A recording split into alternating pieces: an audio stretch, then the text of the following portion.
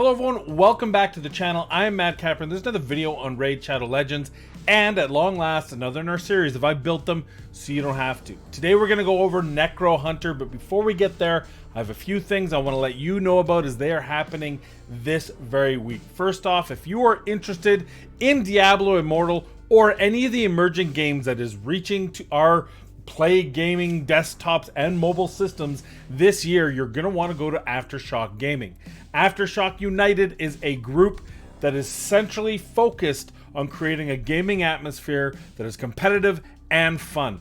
Headed up by Darth Microtransaction, Chosen, and many of the other content creators such as myself, Trigger Happy John, Cold Brew, Scratch, so many others. Jay Giggs is going to be there, I think, although he moved halfway across around the world, so we don't need... Did we find him? We did find him. I'm just kidding. We found him. He didn't get eaten by a snake. Or they have a paid actor, which Australia, according to Flat Earth, is fake and all actors anyway, so it's possible. It's possible Jay Giggs is in a detention center being fed snakes. But anyway, I digress. The point is, I'm going to leave a link in the description down below for Aftershock United. It's our Discord server.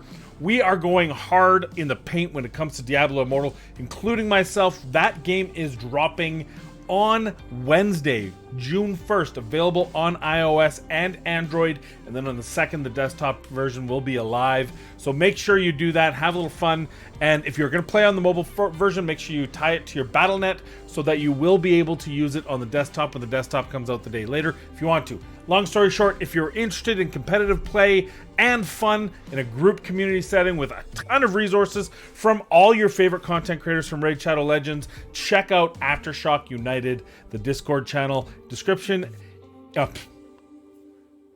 Link in the description down below. Now on to Necro Hunter.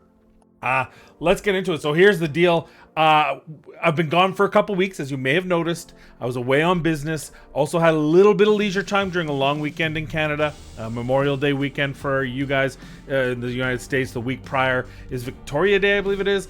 We call it May Long Weekend. I don't know. We're not very inventive with our long weekend names. I'm pretty sure it was Victoria Day, which is one of our queens. I went to Kananaskis, shot the best game of golf in my life after a 2-year hiatus of not even touching my clubs. Great time. Also had a conference to go to, had a bunch of meetings, but I am back, so let's just fire it into it. Necro Hunter was one of the champions I pulled during a level 5 hype train on Twitch. My rule is, we hit a level 5 hype train, we open up a Sacred Shard, and I build whatever champion we get, so long as I haven't already done so, for this channel, and Necro Hunter was the channel. But what a fortunate turn of events, because it's actually one of the champions that's been buffed in the most recent balances. So I'm looking forward to it. So without further ado, let's just jump in and talk about Necro Hunter.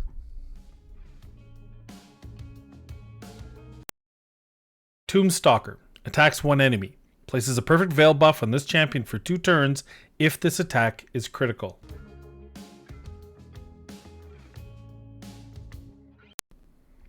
Gravestorm attacks one enemy. Attacks all enemies 1 time if this attack is critical. Crypt Arrows attacks one enemy 2 times. Each hit has a 50%, bookable to 65% chance of placing a 60% decreased defense debuff for 2 turns.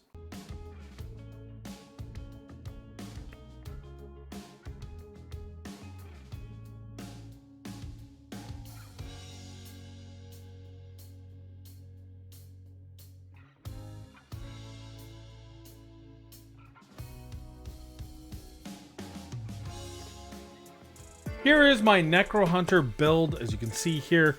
Just a little sidebar. A lot of people will tell you must use, this is how you should build, this is what you need to do. Don't listen to any of it. The only thing you need to do when building out champions, and trust me, I've probably built more champions than any other content creator in the game. I'm not saying I have more, but I've built them out for you guys, for videos, more than most, I would say, if not all content creators out there. All you need is stats. Forget how you get those stats. There are the most efficient ways. And the reason why I tell you this is I'm using crit rate gloves. And everyone tells you, you got to use crit damage gloves. You got to use, well, I didn't. And I seem to be quite okay still. And the reason is, so here it is. And I did this roll today. This is crazy. Triple roll attack, crit damage, triple roll crit damage, triple roll crit damage, double roll crit damage. 4 pieces of perception gear that I want to use on this champion to make sure he can land as A1. Well, why wouldn't I just use those? With a crit rate glove, simple, easy peasy, couple attack pieces. We got a crit rate here. We got crit damage here as well. Look, even more crit damage. So essentially I'm getting the same number. So just a little TLDR, a little public service announcement. If anyone tells you that a specific way to get stats is the only way to do it, don't listen to them. Yes, crit damage gloves are more efficient, but when you're looking to build a champion and you have pieces that don't fit those common molds but still get you the stats you want, who cares how you got them? It is the basis. That's why things called like broken pieces work well. You don't have to have sets to get good get good stats. That's if you've ever used Hell Hades Optimizer, most of the time he doesn't use sets because you can get better stats from individual pieces than you can from the bonus from stats. Not always, but sometimes. Anyway, I'm off my soapbox now. Let's take a look at the stats. We have 29, 752 HP. His speed, another big thing, 181, 102 crit rate, 245 crit damage, 271 accuracy. Now, I did not make use of his A3, and I want to talk about his skill set a little bit first here. So his aura is a crit rate in all battles. That is something that they added to his kit. You know, he just got buffed in the last patch. They added Gravestorm. It used to be a 50% chance for a extra attack. Now it's as long as it's critical, it's 100%. They reduced the cooldown from 4 turns to 3 turns, or 5 to 4, and then the book to 3. And they gave him this aura. And we'll get into what I think at the end of the whole commentary, but this aura is kind of what makes him work for me. But the rest of his kit here, the Perfect Veil, the Gravestorm, and we went through it. Of course, we just went through it all here. But that aura is somewhere that I didn't make use of for this build and for this test. But I think if you're going to make use of Necro Hunter, that's his key, is build this champion out for your faction wars, or if you need to in dungeons, if you have nothing else. And make use of that aura. Make him your lead and build all your champions around him 19% less crit rate so that they can make use of this aura. It's the best way to use a champion like this. He's a nuking champion, and that way you can build all your other champions around him with that less numbers. Now, obviously, if you're using those champions in multiple areas, you can't. But I myself could use Necro Hunter. I have 5 champions or 4 other champions in Faction Wars that I don't use anywhere other than Faction Wars. Really, I could totally make use of this aura to improve their abilities, be it damage, be it survivability, whatever else. Improve their stats so that they survive. And I think that's where Necro Hunter will ultimately settle on accounts. And we'll get more into that for the final thoughts. But that's just want to mention that. So as you can see here, we went through his stats, and of course his masteries here we'll go through as well. I did go with Helm Smasher. Again, ultimately because I don't think I would ever use him in Arena, based on the test numbers that you'll see in a moment here. You know, I did put him in Hell Smasher for the test just so we could see it. I just gave him some offense, gave him some damage, and then we went here because his A1 isn't 100% chance, though I did incorrectly read it when I built it. Each chance it's a 70 or 65% chance each hit. So from that perspective, probably could have gotten away without using Sniper here and either went with the Master Hexer or just went down the defense tree. That was a little mistake on my part, but it's not going to cost me a whole lot. Chances are, if you're early to mid game, you'll have to go down the support tree to get the accuracy anyway, so just take that as you will. If I were to rebuild him, I'd probably take him down defense, not support. So that's Necro Hunter. Now I'm going to take him in and we'll do some damage testing with some other Magic Affinity nukers, just to kind of give you an idea of what he can do for damage in the realm of the 700 nearly champions we have in Raid Shadow Legends. All right, so here's the team we're going to bring in here. We're going to be bringing in our debuffer, and then we're going to let 4 Magic Affinity champions go up against strong. They're going to be strong affinity. The first one we're going to bring in is Shawnee. Shawnee, well, she's probably not going to be the first. She's probably the slowest. But she's got 4,400 attack, 248 crit damage. She's got lots of reasonably lots of accuracy because she converts accuracy to crit rate. So potentially we could even have her built even stronger in this team because we put her as lead. But that's going to work well. You remember, of course, Necro. He's sitting at 5,100, 245. Then we're going to show you Saito. who is 5,500 at 257. So a little bit higher numbers than Necro. And then finally, we've got our Elhain, 4,200 at 255. Not 100% crit rate, but we actually don't need it for this test. So these are the numbers we're going to work with, just to give you a general idea of what kind of the damages are. We're going to start with this conditional A2, because every one of these champions actually has a conditional A2. Well, in this case, it's A3, right? He's going to attack one, but attacks all if there's 3 or more enemies alive. So there's his first shot, and then he hits everyone. Same thing here, first shot, then hits everyone, and then finally his A2, which attacks one enemy, then all enemies. So 1, and then boom, attacks everyone. Notice I did notice we didn't get 1 weaken, so I made sure that was the first attack for all of them.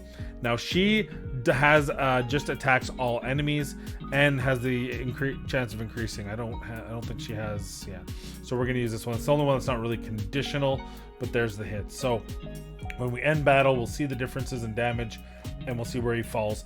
And as you can see, not bad. Obviously, Saito, legendary, he had the highest stats of the group, 315.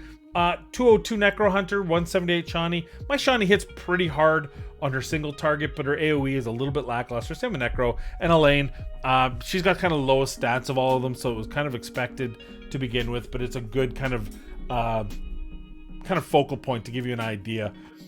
Yeah, so his AoE is very lackluster. If we were to do this again, and just to give you an idea, maybe we'll take Saito out for a second, and I'll bring in Ethos. Like, Ethos is typically the champion I bring in for AoE clearing, and to give you an idea of what he can do for damage, and where that is in the room, he's doing 400,000, and so he's doing very. I think that's very proportionate to what Saito did, given my Ethos has bigger stats. He's a +2. So, you know, you see that's kind of the level of a wave clear. That's what you need. That's the damage you need at minimum if you're not doing like a seer or a poison explosion or enemy max HP, all these types. That's the kind of level you probably need, and he just wasn't anywhere near there with his sub 200k. So actually, maybe he hit exactly 200k. And that's probably the Helm Splasher, because I have done this a few times and he was less. So next, let's bring Saito back, and then we'll see what their single target ones were. And this is where I think he's got some good numbers, and I think he's usable. My problem is that well, we'll get into my problem is when we talk about my final thoughts. But here's the next one. This attacks one enemy before attacking, plays 50% increased attack and crit damage on this champion. If the champion's defense is higher than the target's defense, decreases the cooldown by 1 so we want to attack someone that I believe he will have better numbers than. There we go. So 123. You can see I actually have War Master on him, and that's because I'm going to be doing testing on him in the clan boss. So now we'll do this. She's got an AoE. So we're just gonna have to show you the damage she does. It's just she's got 2 AoEs. It's not my fault. Perfect Veil. If this attack just attacks a single enemy, we'll go over to this side here. 68. You know, okay. And then Shawnee here is this one's hers. She'll attack as well, and 102 adds an HP burn to it. So I think that's everyone, right? So let's back out. See the damages. Again, this is really the unfortunate part. You see, now forget Elaine, because that was an AoE, and that's where Elaine gets her strength. Sure, the last one only hit for about 140. This one hit for much more because it's hitting everyone twice. Saito, 136 on a single target. Shawnee, 102 on a single target. Those two are very comparable when you consider Shawnee's stats compared to Saito's. If I put better gear on Shawnee, she'd probably be hitting very similar to Saito, if not possibly more. And then Necro Hunter, way lagging behind at that 68k, is just it's an underwhelming hit with no other defining feature. So we're gonna hit him through, and we're gonna go through the A1s. Now this is probably if you're looking for a silver lining. Now in this particular test, it won't necessarily show because we're already debuffing, but I think the silver lining is in the A1. Now, of course, Saito is a legendary, but he's got the same thing. It's that 50% chance book. So let's go after I can't remember her name. And then we'll do there. Nice double attack there. Do his A1. Nice double attack there. And then we'll hit that 43. And then we'll step out and we'll see what the A1s. A1s aren't typically amazing, but you see there he did hit for among the most. Elhain had the highest damage there, which is actually a little bit surprising unless you know her kit.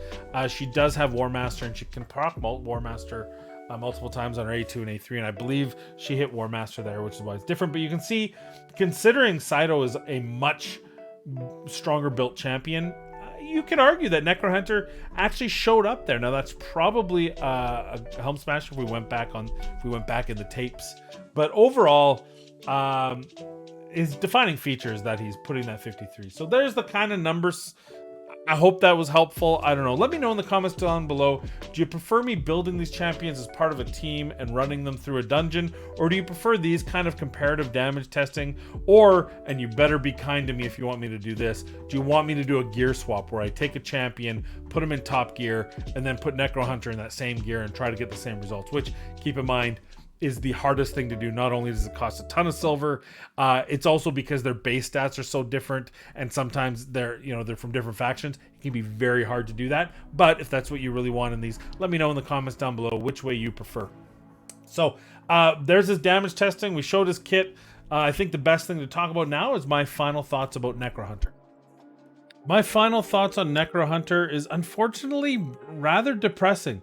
This is a champion who received a balance in the last patch. They changed his skill set and definitely made him better than he was. But when a champion is vastly unusable and you make him slightly less unusable, it doesn't really work, and it's really unfortunate. What they did do is they gave him an aura, and this aura will make him useful in faction wars. I believe you could use him as your lead, which helps you build your whole team. With that 19% crit rate to start, makes it building out the rest of your team easier. I believe that's where he's usable. The reality is a perfect veil on yourself does improve his survivability, but doesn't really do anything for a cohesive unit. And of course, his Gravestorm, which just attacks all enemies with his critical, is great, but it doesn't hit that hard. There are plenty of champions that hit a lot harder and just do this sort of thing. There's ones that have the hits. You saw we used some of them in the comparison, as well as other champions too. I could have brought Lua in there. I could have brought a ton of other champions. Like Luria hits harder on her AoE. Plus she has a freeze and she has block revive, and she has just so many much. When you look at this champion, what he brings to the table, he doesn't bring more damage, and he kind of does the same thing. So if you're not bringing more damage, you do the same kind of thing, but with less debuffs, right? The fact, freeze, block revive, all these other pieces, it really puts him lost in translation. This is, however, pretty good. Each hit has a 50 bookable to 65% chance of placing the decreased defense debuff. He has no HP, so he would be difficult to do in a traditional clan boss scenario, but definitely in a Myth Air or Myth Tahanarok, Myth Fu, whatever you want to call the Demetha, different comps. He's definitely a viable option there, though I feel based on his damages, there's just better champions to use in that. Saito is a perfect example. We used him in this comparison. That would be a better champion to use all around. He's just going to bring you more to the table than Necro Hunter's able to bring. And so really, outside of using his aura to make things easier for you on Knights Rev faction wars, and even then you still have to make him survivable against a really tough Valkyrie wave and a really tough boss, but it's better than nothing type of thing. Yeah, you can make it work. I'm really underwhelmed by his ability. Now, how would I make it different? Quite simple. You've done it before, though not with an epic that I can think of. But there's champions who have conditionals around Perfect Veil. Think of Roxum, think of Candrafon. These are champions that do cool things, and lo and behold, one of the few Veil champions, AoE Veil champions, is in Knights Rev with Rector Drath. So how could you not pair those two together by giving Necro Hunter's A2 conditional around being Perfect Veiled? I love the fact that he attacks all enemies. Maybe get rid of the attack one enemy. Attacks all enemies one time if the attack is critical, and then adds a decreased accuracy, adds a increased damage, ignore defense. I don't care. add something if this champion is under Perfect Veil. It gives you a pairing in Faction Wars with Rector Drath. It gives you some unique combinations with other Veil champions, or allows him to do it himself, much like Canderfon, for example, and Roxham do for themselves, if they don't have a Veil champion to help them out. I think it's the way Veil should be used on anyone that doesn't have AoE, that's putting a self-Veil. There should be a conditional on one of their other abilities that involve Veil. That's how I would have rebuilt this champion to make him fun, exciting for those who build. I would be so disappointed right now if I built this if I pulled this champion on my free-to-play. I'd probably use it for food. And no epic should just be auto food. Except maybe Shaman. And even then, she's usable until you get anyone else that can revive. But you know, he just doesn't inspire. I would rather just use my starter champion than this champion. And of course, the one area being Faction Wars if you have to. But that's my thoughts on him. Not a fan. Don't think they did enough. Don't think he's very good. Would love to see some kind of conditional, any conditional on his A2 based off of having Perfect Veil. I think it would make the champion fun. Those are my thoughts. What are your thoughts? Am I too hard, too soft? What do you think about Necro Hunter? I know quite a few of you in Twitch thought he might be a good hard-hitting champion, but honestly, I've had epics. I've had better. Sorry, liar. I just got it stuck in my head. So, you know, those are my thoughts. Don't forget Aftershock. Aftershock United. Join us. Link in the description down below. And be kind, be safe. We'll see you in the next video.